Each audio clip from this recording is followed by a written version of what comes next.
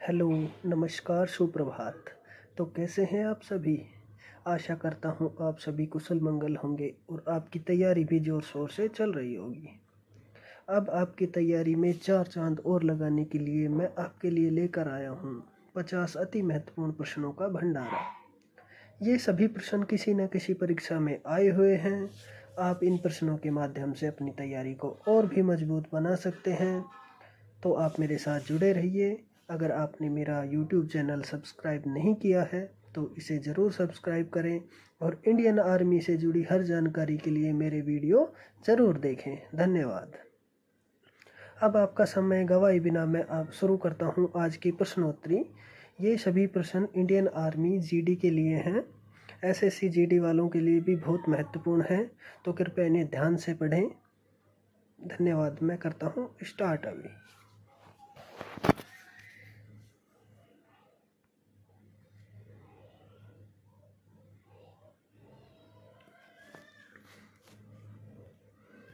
तो सबसे पहला क्वेश्चन आपके स्क्रीन पे दिख रहा है, विक्टोरिया मेमोरियल कहाँ पर स्थित है? ऑप्शन ए में दे रखा है लखनऊ, बी में दे रखा है कानपुर, सी में कोलकाता, डी में गोवा। तो क्वेश्चन क्या पूछा है, विक्टोरिया मेमोरियल कहाँ पर स्थित है? तो विक्टोरिया मेमोरियल जैसा भी आप सबको पता होगा, विक्टोरिया मेमोरियल कहाँ पे स्थित है भाई? Option C, Kolkata. चलो आगे चलते हैं नेक्स्ट क्वेश्चन पे। क्वेश्चन क्या है, माउंट एवरेस्ट पर चढ़ने वाली प्रथम महिला, भारत की प्रथम महिला कौन थी? तो ऑप्शन पे बात करते हैं, ए पीटी उषा, कर्णम मल्लेश्वरी, बछेंद्री पाल और फातिमा बीवी। तो आप सबको पता है पीटी उषा तो रनिंग के लिए थी, तो पीटी उषा तो ऑप्शन ए तो होगा नहीं। तो भाई माउंट एवरेस्ट पर चढ़ने वाली कौन थी? Option C, Bachendri Pal.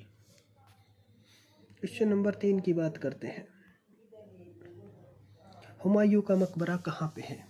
Option A है आगरा, बी है दिल्ली, सी है भटिंडा और डी है लुधियाना। तो अब आप सभी क्या सोच रहे हो भाई, हुमायूं आ गया, अकबर आ गया, तो हम किस पे दे देंगे? आगरा पे दे देंगे। लेकिन ये गलत है। हुमायूं का मकबरा कहाँ पे स्थित है? ऑप्शन बी, दिल्ली में। हुमायूं का मकबरा कहाँ पे है? दिल्ली में है। क्वेश्चन नंबर 4 की बात करते हैं, सबसे गर्म ग्रह कौन सा है? तो सबसे गर्म ग्रह की बात करते हैं, ऑप्शन ए क्या है? शुक्र है, बी बुध है, सी मंगल है और डी बृहस्पति है। तो सबसे गर्म कौन सा होता है भाई? सबसे पता है आपको कौन सा होता है? शुक्र होता है। कौन सा होता है? शुक्र होता है। क्वेश्चन नंबर बात करते हैं 5 की, जनगणना किस अंतराल में होती है? तो भाई आप सबको पता होगी जनगणना किस अंतराल में होती है। तो जनगणना होती है भाई 10 वर्ष के अंतराल में। तो 10 वर्ष कहाँ पे? ऑप्शन ए 5 है, 6 है, 8 है, 10 है। तो ऑप्शन डी, ऑप्शन डी कौन सी होती है? 10 वर्ष में होती है। क्वेश्चन नंबर 6 पे बात करते हैं, फतेहपुर सीकरी किसने बनवाई? फतेहपुर सीकरी किसने बनवाई? Option A Babur, B Humayun, C Akbar, D Aurangzeb. तो आप सबको पता होगा फतेहपुर सीकरी किसने बनवाई थी? अकबर ने बनवाई थी। किसने बनवाई? अकबर ने। क्वेश्चन नंबर 7 पे बात करते हैं, काला मोती के नाम से कौन जाने जाते हैं? भाई काला मोती बोल दो या इंग्लिश में लिखा आएगा तो ब्लैक पर्ल लिखा आएगा। क्या आएगा? Black pearl. तो option A Pele, Maradona, Venus Williams और सी सेरेना विलियम्स। तो आप सबको पता होगा भाई काला मोती के नाम से कौन जाने जाते हैं? पेले जाने जाते हैं। पेले क्या है भाई? ये ब्राज़ील के एक फुटबॉलर हैं जो अपने समय में सबसे महंगे खिलाड़ी थे, सबसे महंगे खिलाड़ी थे। तो पेले को किस नाम से जाना जाता है? काला मोती या ब्लैक पर्ल के नाम से जाना जाता है। और ये कहाँ के खिलाड़ी हैं? ब्राज़ील के फुटबॉलर हैं ये। क्वेश्चन नंबर 8 की बात करते हैं, संविधान की कौन सी सूची राजकीय भाषाओं से संबंधित है? तो आप सबको पता होगा 9वीं, 11वीं, 8वीं या इनमें से कोई नहीं। तो आप सबको पता होगा संविधान की कौन सी अनुसूची राजकीय भाषा संबंधित है? 8वीं सूची। कौन सी है? 8वीं सूची। क्वेश्चन नंबर 9 की बात करते हैं, निम्न में से कौन सा अंतरिक्ष यान सबसे पहले अंतरिक्ष में गया? Option A Columbia, B Challenger, C Enterprise और डी इनमें से कोई नहीं। तो आप सबको पता है कौन सा गया था भाई? सबसे पहले कोलंबिया गया था। कौन सा गया? कोलंबिया। क्वेश्चन नंबर 10 की बात करते हैं, पाकिस्तान की राजधानी क्या है? पाकिस्तान की राजधानी ऑप्शन ए इस्लामाबाद, बी नई दिल्ली, सी लाहौर, डी ढाका। तो पाकिस्तान की राजधानी क्या है भाई? पाकिस्तान की राजधानी है इस्लामाबाद। अब ज़रूरी नहीं है भाई आपसे पाकिस्तान की ही राजधानी पूछे, आपसे पूछ ले भारत की राजधानी, तो भारत की राजधानी क्या है? नई दिल्ली है। भारत की राजधानी क्या है? नई दिल्ली है।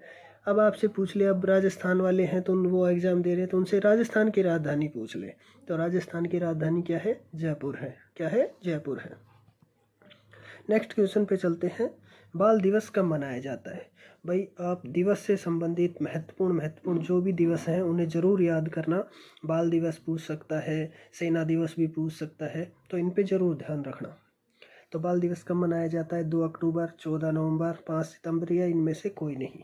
तो बाल दिवस कब मनाया जाता है? 14 नवंबर को। कब मनाया जाता है? 14 नवंबर को। Option B. 2 अक्टूबर को तो आपको पता है गांधी जयंती होती है। क्वेश्चन नंबर 12 की बात करते हैं। मछली खाली स्थान से सांस लेती है, तो आप बताइए मछली भाई त्वचा से लेती है? नहीं, त्वचा से तो नहीं लेती। गुर्दा? नहीं, गुर्दे का तो कोई काम ही नहीं होता। फेफड़े भी हो सकते हैं। चलो नेक्स्ट क्या है? गिल। तो भाई मछली किससे लेती है? मछली लेती है गिल से। मछली किससे लेती है? गिल से लेती है। क्वेश्चन नंबर 13 की बात करते हैं। नालंदा विश्वविद्यालय का संबंध किससे है? भाई बिल्कुल बहुत अच्छा क्वेश्चन है। नालंदा विश्वविद्यालय से संबंधित है। तो नालंदा विश्वविद्यालय का संबंध किससे है भाई? कौन से धर्म से? हिंदू धर्म है, जैन धर्म है, ईसाई धर्म है या बौद्ध धर्म है? तो नालंदा विश्वविद्यालय का संबंध किससे है भाई? नालंदा विश्वविद्यालय का संबंध किससे है? बौद्ध धर्म से। किससे है? बौद्ध धर्म से है। Option D. क्वेश्चन नंबर 14 की बात करते हैं। पंडित शिव कुमार शर्मा का संबंध किस वाद्य यंत्र से है? बिल्कुल आपको कुछ जो मेन है जो वाद्य यंत्र से संबंधित है उनके नाम याद रखना। तो पंडित शिव कुमार शर्मा किससे संबंधित है भाई? देखो ऑप्शन ए तबला है, बी सितार है, डी सरोद है, संतूर है। तो आप बताइए पंडित शिव कुमार जी किससे संबंधित है? तो भाई पंडित शिव कुमार जी हैं संतूर वादक हैं। ये क्या है? ये पंडित शिव कुमार जी क्या है? संतूर वादक हैं। क्या है? संतूर वादक है। क्वेश्चन नंबर 15 की बात करते हैं। भारतीय सशस्त्र सेनाओं के प्रमुख का दर्जा किसे हासिल है? तो भाई आप सबको है ना, ये आप भारतीय सेना की तैयारी कर रहे हैं तो ये तो आपको सबको पता होना चाहिए, और जिसको भी नहीं पता है ना तो उसकी तैयारी बहुत कमज़ोर है, वो अपनी तैयारी को थोड़ी मजबूत करें। चलो देखते हैं भारतीय सशस्त्र सेनाओं के प्रमुख का दर्जा। भाई प्रधानमंत्री। चलो ऑप्शन ए, बी राष्ट्रपति, सी थल सेना अध्यक्ष और डी इनमें से कोई नहीं। तो आप सबको पता है किसको होता है? राष्ट्रपति को होता है। किसको होता है? राष्ट्रपति को होता है। क्वेश्चन नंबर 16 की बात करते हैं। अमजद अली खान किस वाद्य यंत्र को बजाते हैं? तो अमजद अली खान किस वाद्य यंत्र को बजाते हैं भाई? ऑप्शन ए क्या है? सरोद है, बी सितार है, सी वायलिन है, डी तबला है। तो किससे बजाते हैं भाई? किसको बजाते हैं? अमजद अली खान सरोद वादक हैं। क्या है ये? सरोद वादक हैं। Option A. Option A sarod वादक हैं। अब देखो क्वेश्चन, अब आगे साइंस के क्वेश्चन करते हैं। 32 डिग्री फ़ारेनहाइट बराबर कितने डिग्री सेल्सियस होता है? तो आप सबसे मेन चीज़ है यही फ़ारेनहाइट का क्वेश्चन है। 32 डिग्री फ़ारेनहाइट कितने डिग्री के बराबर होता है? तो ये हमेशा याद रखना, 0 डिग्री सेंटीग्रेड बराबर 32 डिग्री फ़ारेनहाइट। मैं एक बार दोबारा से रिपीट कर रहा हूँ, 0 डिग्री सेंटीग्रेड बराबर 32 डिग्री फ़ारेनहाइट। तो 32 डिग्री फ़ारेनहाइट किसके बराबर होगा? 0 डिग्री सेल्सियस के बराबर होगा। Option A.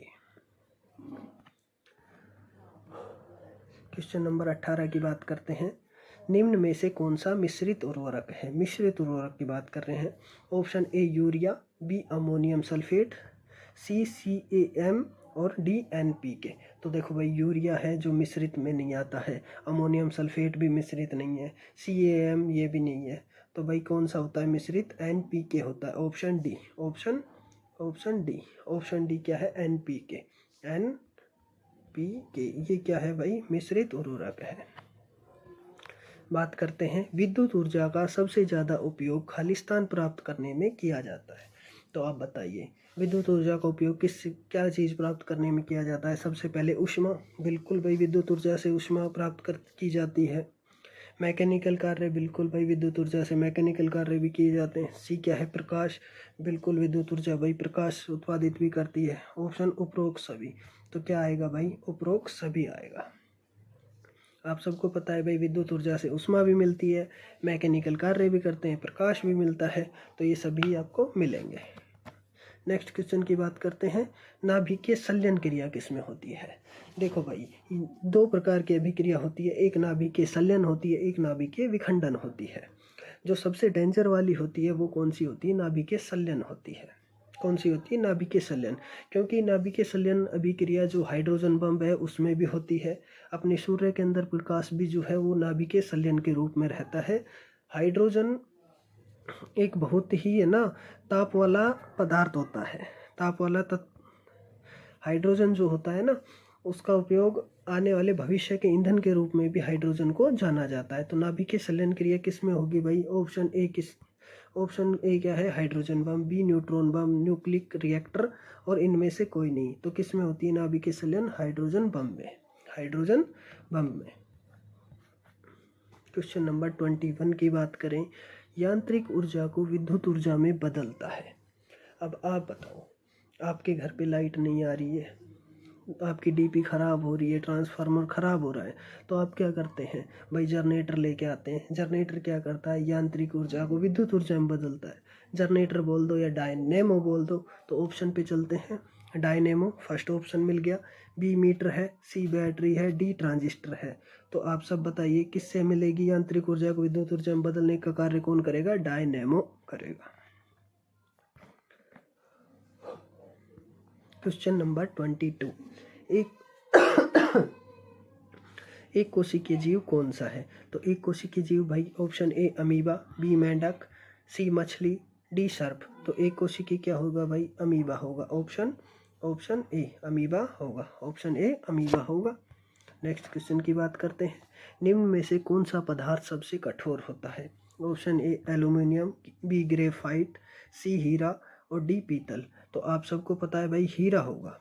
ये बात तो सबको पता है, लेकिन क्यों होगा इसका रीज़न पता है? क्योंकि इसकी संरचना चतुष्फलकीय होती है, इसके कारण ये कैसा होता है? सबसे कठोर पदार्थ होता है। क्वेश्चन नंबर बात करते हैं 24, दूध का दही में जमना किस बैक्टीरिया के कारण होता है? ये क्वेश्चन मैंने कल भी आपको करवाया था, आज दोबारा से करवाता हूँ।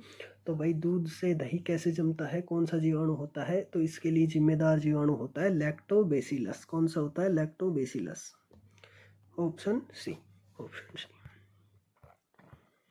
क्वेश्चन नंबर 25 की बात करते हैं। मेटामॉर्फिज्म द्वारा कोयला किस रूप में बदला जाता है? अब सबसे पहले तो भाई देखो कोयला किस रूप में बदलेगा ये बात में करेंगे। पहले ये पता होना चाहिए मेटामॉर्फिज्म होता क्या है। क्या होता है भाई? मेटामॉर्फिज्म क्या होता है, किस चीज़ को बोलते हैं? तो मेटामॉर्फिज्म ये होता है जिसमें उच्च ताप और उच्च दाब के कारण कोयला किस में परिवर्तित हो जाता है? उच्च ताप और उच्च दाब के कारण कोयला किस में परिवर्तित हो जाता है? हीरे में परिवर्तित हो जाता है। तो कोयला किस में बदलेगा? हीरे में बदलेगा। किस में बदलेगा? हीरे में बदलेगा। और मेटामॉर्फिज्म को हिंदी में क्या बोलते हैं? कायांतरण बोलते हैं। क्या बोलते हैं? कायांतरण। क्या बोलते हैं? कायांतरण। तो कायांतरण के कारण क्या होता है? इसमें उच्च ताप लगभग 150 डिग्री सेंटीग्रेड से भी ज़्यादा ताप होता है और उच्च दाब के कारण क्या होता है? कोयला हीरे में परिवर्तित हो जाता है। देख लो भाई कोयले से हीरा बन जाता है। तो इसलिए आप भी मेहनत करो, जितनी मेहनत करोगे उतना आप भी चमकोगे। बात करते हैं 26 की। जब भोजन को लंबे समय तक पकाया जाता है तो क्या नष्ट हो जाता है? अब आपको पता है जब आप भोजन को लंबे समय तक पकाओगे तो उसमें से क्या नष्ट हो जाएगा? उसमें से प्रोटीन नष्ट हो जाएगा। Option A. क्या नष्ट होगा? प्रोटीन नष्ट हो जाएगा। क्वेश्चन नंबर 27 की बात करते हैं। नेत्र दोष का नाम बताइए जिसमें व्यक्ति एक ही साथ ऊर्ध्वाधर और क्षैतिज रेखाओं को फोकसित नहीं कर सकता है। जब भी आपके क्वेश्चन में ऊर्ध्वाधर और क्षैतिज की बात आए तो आप कौन सा रोग याद रखोगे? ऑप्शन पे चलते हैं। अबिंदुकता, निकट दृष्टि दोष, दीर्घ दृष्टि दोष, इनमें से कोई नहीं। जब भी आपके में आए तो कौन सा दोष याद रखोगे? अबिंदुकता। ऊर्ध्वाधर और क्षैतिज की बात करते ही आप किस पे जाओगे? अबिंदुकता पे जाओगे।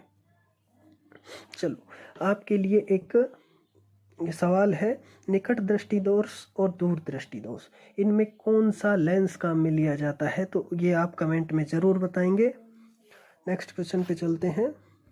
क्वेश्चन नंबर 28, सूर्य ग्रहण कब होता है? तो आप बताइए सूर्य ग्रहण कब होता है? देखो ऑप्शन ए क्या कह रहा है? पृथ्वी है जो सूरज और चांद के बीच में आ जाती है, चांद सूरज और पृथ्वी के बीच में आ जाता है, संकट के समय नहीं, सूरज का चांद और पृथ्वी के बीच आने से। तो अब बात बताइए आप, सूर्य ग्रहण कब होगा? तो सूर्य ग्रहण कब होगा? जब सूरज और पृथ्वी के बीच में चांद आ जाता है तो क्या हो जाता है भाई? सूर्य ग्रहण हो जाता है।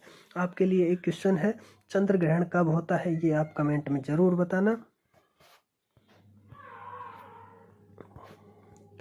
क्वेश्चन नंबर 29 की बात करते हैं। न्यूट्रॉन की खोज किसने की? भाई आप सबको पता है, खोज की बात में करेंगे। क्या क्या होते हैं? देखो भाई, इलेक्ट्रॉन होता है, प्रोटॉन होता है और न्यूट्रॉन होता है। तो इलेक्ट्रॉन की खोज किसने की थी? थॉमसन ने की थी। किसने की थी? थॉमसन ने। इलेक्ट्रॉन खोज किसने की? थॉमसन ने की। प्रोटॉन की खोज किसने की और न्यूट्रॉन की खोज किसने की?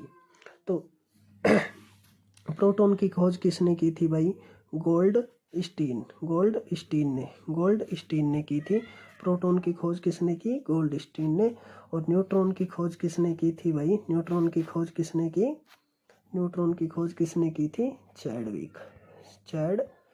न्यूट्रॉन की खोज किसने की? चैडविक। तो इलेक्ट्रॉन की खोज करता कौन है भाई? थॉमसन है। प्रोटॉन के कौन है? गोल्ड स्टीन है। और न्यूट्रॉन के कौन है? James Chadwick. तो बात करते हैं, न्यूट्रॉन खोज किसने की भाई? चैडविक ने की। अब बताइए, क्वेश्चन नंबर 30 की बात करते हैं। हैजा किससे फैलता है? तो भाई हैजा पानी से फैलेगा। अब यार ये बताओ, आप पानी सब पीते हो तो पानी से तो फैलेगा नहीं। हाँ, दूषित पानी होता तो बात करते। सेकंड है हवा, नहीं हवा से भी नहीं फैलेगा। सी है मक्खी और डी है मच्छर। तो भाई हैजा किससे फैलता है? मक्खियों से फैलता है। दूषित भोजन, दूषित पानी, तो दूषित कौन करता है? मक्खियाँ करती हैं। क्वेश्चन नंबर 31, हीमोग्लोबिन में कौन सी खनिज लवण पाया जाता है? तो आपको कल भी बताया था, हीमोग्लोबिन में कौन पाया जाता है? लोहा पाया जाता है। तो ऑप्शन देखते हैं, ए फास्फोरस, बी लोहा, सी आयोडीन। इनमें से कोई नहीं। तो हीमोग्लोबिन में क्या है? लोहा पाया जाता है। हीमोग्लोबिन का काम क्या होता है? हीमोग्लोबिन क्या करता है भाई? रक्त में ऑक्सीजन का परिवहन करता है। रक्त का लाल रंग भी किसके कारण होता है? हीमोग्लोबिन के कारण। क्वेश्चन नंबर 32 की बात करते हैं। चावल की उत्पत्ति कहाँ से हुई? तो भाई चावल की उत्पत्ति, ऑप्शन ए है भारत का गंगा का मैदान, नर्मदा घाटी का मैदान, बंगाल की खाड़ी का तटीय क्षेत्र, डी है अरब सागर की खाड़ी का तटीय क्षेत्र। तो भाई चावल कहाँ से माना जाएगा? भारत के गंगा के मैदान से। क्वेश्चन नंबर 33 की बात करते हैं। डेसिबल किसकी इकाई है? बिल्कुल आपको भाई इकाई जरूर याद रखनी है, डेसिबल। तो ध्वनि की इकाई होती है डेसिबल। ध्वनि की इकाई क्या होती है? डेसिबल होती है। क्वेश्चन नंबर 34, अब आते हैं आपके मैथ के क्वेश्चन। तो इन पे जरूर ध्यान रखना, जरूर। और आओ इनको अब सोल्व करते हैं। भाई देखो, x square minus 16x plus 63, तो अब क्या करना है भाई? ये सोल्व कैसे करेंगे? अब आपको कोई दो ऐसे नंबर चूज करने हैं जो गुणा करें तो 63 आए प्लस का, और उसको जोड़ें या घटाएं तो माइनस का 16 आए। तो ऐसे नंबर क्या क्या हो सकते हैं भाई? ऐसे नंबर क्या क्या हो सकते हैं? एक आप माइनस का 7 ले लीजिए, एक माइनस का 9 ले लीजिए। क्या ले लीजिए? तो -7 और -9 को ऐड करोगे तो क्या आएगा भाई? माइनस के 16 आ जाएंगे। और जब इन्हें मल्टीप्लाई करोगे तो क्या आ जाएगा? 63। तो आपके ऑप्शन से जाते हैं तो इसमें क्या आ जाएगा भाई? इसमें क्या आ जाएगा? 7 और 9 है कहीं पे, तो 7 और 9 कहीं पे है, ये रहे। आप इसे सोल्व करेंगे तो इसका आंसर क्या आएगा? 7 और 9। क्वेश्चन नंबर बात करते हैं 35 की। निम्न में से किसका मान 6/20 के बराबर है? अब ऑप्शन देखो भाई, 6%, 20%, 26% और 30%। ये आपको बिना परसेंट के दे रखा है और ऑप्शन में सारे परसेंट हैं। तो अपन क्या करेंगे भाई? 6/20 को 100 से मल्टीप्लाई कर दो। कितने बार कटा भाई? 5। तो 6/20 किसके बराबर हुआ? 30% के बराबर। किसके बराबर हुआ? 30% के। अब 30 कहाँ पे है भाई? Option D. क्वेश्चन नंबर बात करते हैं 36 की। संख्या दे रखी है आपको भाई 27, 32, 30, 35, 33। तो नेक्स्ट नंबर की पूछ रहा है। तो अब बात करते हैं। देखो इनमें क्या हो रहा है, प्लस का 5 हो रहा है, इनमें क्या हो रहा है, माइनस का 2 हो रहा है, फिर वापस से क्या हो रहा है, +5, फिर -2। तो अब क्या आएगा, +5। तो इसमें +5 ऐड करोगे तो क्या आएगा भाई, क्या आएगा, इसमें +5 ऐड करोगे तो 38 आएगा। क्या आएगा, 38 आएगा। क्वेश्चन नंबर 37 की बात करते हैं। यदि x को 6 गुणा करते हैं और 9 घटाते हैं तथा x को 4 गुणा करते हैं और 11 मिला देते हैं तो दोनों नई संख्याएं बराबर आती हैं, वह संख्या बताओ। चलो भाई बहुत सिंपल सवाल है, बात करते हैं। x का 6 गुणा तो कितना आ गया भाई, 6x आ गया, और इसमें से क्या 9 घटा दिया, 9 घटा दिया, एक मिनट, ये क्या है, ये है x बराबर। अब ये क्या बोल रहा है, x का 4 गुणा करते हैं तो 4x आ गया, और उसमें क्या ऐड कर दिया, 11 ऐड कर दिया। क्या कर दिया, 11 ऐड। अब भाई ये 4x को तो ले आओ इस साइड, तो 6x माइनस 4x बराबर, ये 9 माइनस का उधर जाएगा, प्लस का हो जाएगा, तो 11 में 9 ऐड किया तो भाई कितना आ गया, 20 आ गया। क्या आ गया, 20 आ गया। क्या आ गया, 20 आ गया। क्या आ गया भाई, 20 आ गया। तो 6x में से 4x माइनस किया तो कितना आया भाई, 2x बराबर 20। तो x की वैल्यू कितनी आ गई, 10 आ गई। x की वैल्यू क्या आई, 10 आई। 10 कहाँ पे है, ये 10 आई। क्वेश्चन नंबर बात करते हैं 38 की। क्वेश्चन नंबर 38 पे चलते हैं। क्या दे रखा है भाई, 4 4 4 6 2 9। इनको कट करते हैं तो भाई ये कट होते हैं, दोनों नंबर 37 से कट करते हैं। जब 37 से कट करते हैं तो 12/17 आता है। कितना आता है, 12/17। एक बार आप कट करके देख लेना। तो ऑप्शन कहाँ है भाई, ऑप्शन सी आएगा, 12/17 आएगा। देखो एक पिता अपने पुत्र की आयु से 5 गुना बड़ा है। कितने गुना बड़ा है भाई, 5 गुना बड़ा है। तो भाई पुत्र की आयु अपन x मानते हैं, तो पिता की कितनी हो गई, 5x हो गई। अब बोलता है 4 वर्ष बाद, तो देखो भाई 4 वर्ष ये हो जाएगा x+4 का, और ये हो जाएगा 5x+4 का। उनकी आयु का योग 44 हो जाता है। तो इनको ऐड करो, x और 5x कितना हो गया भाई, 6x हो गया, 6x हो गया, और 4 और 4 कितने हो गए भाई, 8 हो गए। ये किसके बराबर है, 44 के बराबर है।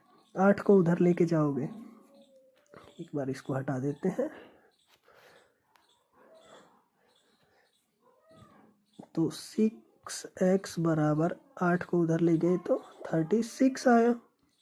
तो x बराबर कितना आ गया भाई, x बराबर आ गया 6। x बराबर क्या आ गया, x बराबर क्या आ गया, 6 आ गया। क्वेश्चन नंबर बात करते हैं 40 की। यदि गाड़ी के लिए घोड़ा है तो रेल के लिए बताओ। अब आप बताओ, घोड़ा गाड़ी को क्या करता है, खींचने का काम करता है। तो रेल को खींचने का काम या रेल को आगे बढ़ाने का काम कौन करेगा, तो आपको पता है इंजन करेगा। कौन करेगा, इंजन करेगा। कौन करेगा, इंजन करेगा। Option D. क्वेश्चन नंबर 41 की बात करते हैं। एक मोटरसाइकिल 7840 रुपये में खरीदी जाती है तथा 7% लाभ पर बेची जाती है, तो उसका विक्रय मूल्य बताओ। उसका क्या बताना है, विक्रय मूल्य। अब देखो भाई कितने में खरीदी आपने, 7840। इसका क्या निकालना है, 107% निकाल दो। एक जीरो से एक जीरो कटी। इन सब को जब आप मल्टीप्लाई करोगे तो आपका ऑप्शन क्या आएगा भाई, आपका आएगा ऑप्शन ए। इन सब को कट करना, आंसर निकालना, ऑप्शन ए आ जाएगा।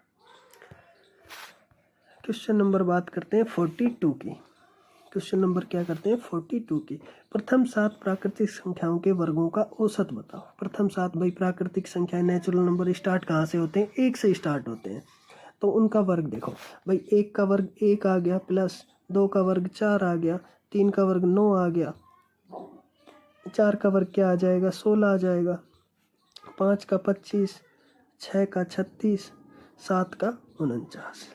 इन सब को जब ऐड करेंगे अपन, क्या करेंगे, ऐड करेंगे, तो इनका ऐड क्या आएगा 140, और औसत निकालना है तो 7 से भाग दोगे तो औसत कितना आ गया भाई आपका, औसत क्या आ गया 20 आ गया, औसत क्या आ गया 20 आ गया, ऑप्शन बी।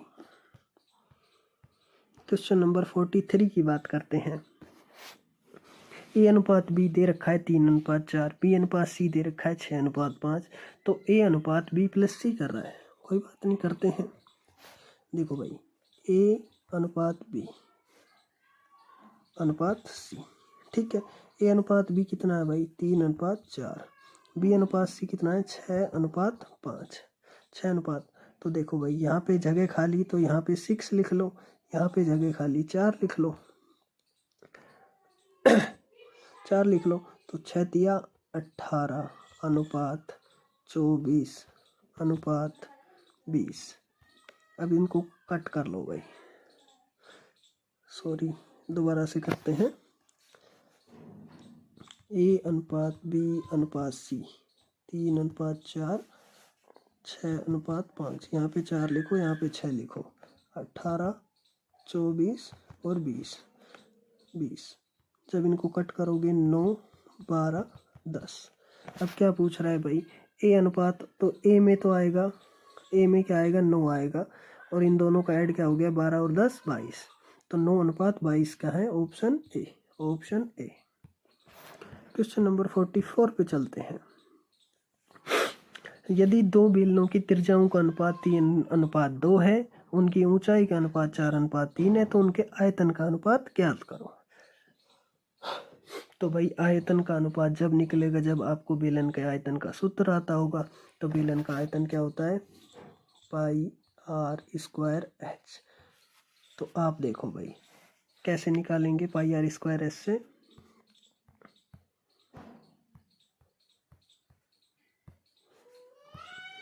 देखो, फर्स्ट वाले की त्रिज्या r1 मान लेते हैं, ऊंचाई h1 मान लेते हैं, सेकंड वाले की r2 मान लेते हैं, h2 मान लेते हैं, ठीक है। इससे निकालेंगे उन दोनों के आयतनों का अनुपात। πr1² πr2² h2, पाई से पाई कट हो गया। अब देखो भाई r1h1 कितनी है, r1h1 कितनी है, r1h1 कितनी है भाई, देखो r1 कितनी है 3 है, r2 2 है, h1 4 है, h2 3 है। तो देखो r1 का स्क्वायर, 3 का स्क्वायर कितना हो गया 9, 3 का स्क्वायर कितना हो गया 9, h कितनी हो गई, h कितनी हो गई 4, r2 स्क्वायर कितना हो गया भाई 4, और h कितना हो गया 3 हो गया। 4 से 4 कितना आया अनुपात 3:1, 3:1, 3:1, ऑप्शन बी। क्वेश्चन नंबर बात करते हैं 45 की। ए बी सी ने कुल मिलाकर 2000 मत प्राप्त किए। तो भाई तीनों ने मिलाकर कितना किया भाई,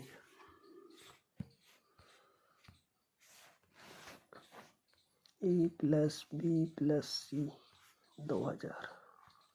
अब क्या बोल रहा है, ए और सी ने मिलकर 1500, ए प्लस सी बराबर 1500,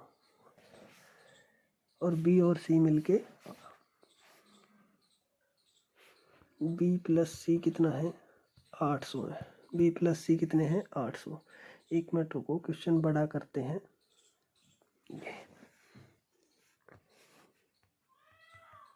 ए प्लस बी प्लस सी कितना हो गया भाई 2000 हो गया।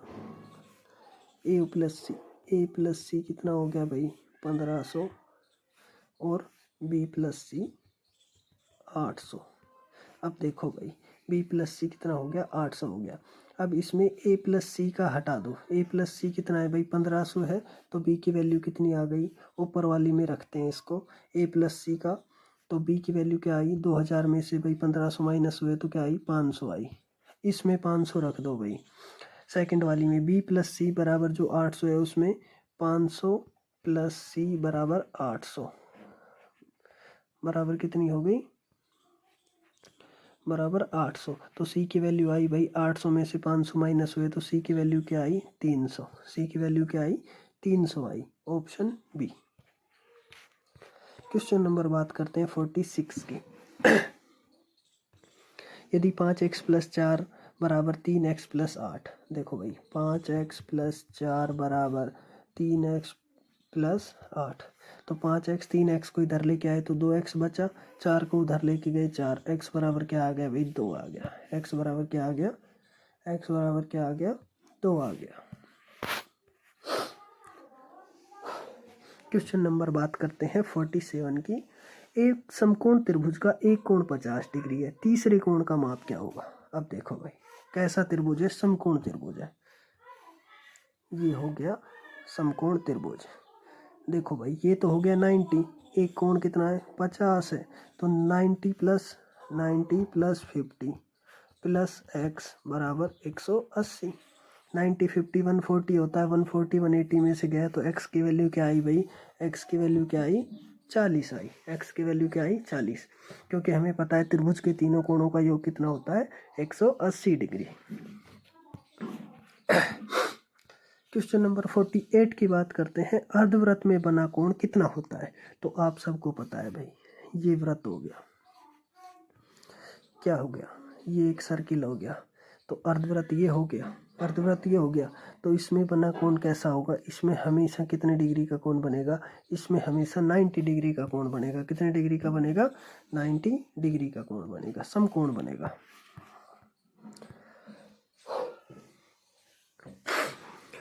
आज का सबसे जो अच्छा क्वेश्चन बोलते हैं वो है 49 नंबर का। एक बहुभुजीय के विकर्ण 44 है। विकर्ण कितना दे रखा है भाई 44 है, तो भुजा की संख्या ज्ञात कीजिए। तो भाई देखो आपको एक फॉर्मूला याद रखना है, विकर्ण की संख्या बराबर n(n-3/2) और यहाँ पे n क्या है, भुजा की संख्या है। n क्या है, भुजा की संख्या है। जब आप इसको सोल्व करोगे तो आपका आंसर क्या आएगा भाई, विकर्ण की संख्या आपको दे रखी है 44, तो यहाँ पे रखना 44 n(n-3/2). तो जब इसको आप सोल्व करोगे तो आंसर आपका क्या आएगा, आंसर आपका आएगा 11। जब क्या करोगे एक बार मैं करके दिखा देता हूँ भाई। देखो 44 बराबर n(n-3/2), तो ऊपर गया 88 n(n-3), n को अंदर मल्टीप्लाई कर दो, 88 बराबर n² - 3n। देखो n² - 3n - 88 बराबर 0। अब ऐसे जोड़े निकालने हैं, गुणा करें तो 88 आए और जोड़े घटाए तो 3 आए, तो 11 और -8 आएगा इसका आंसर। तो ऑप्शन क्या आएगा 11।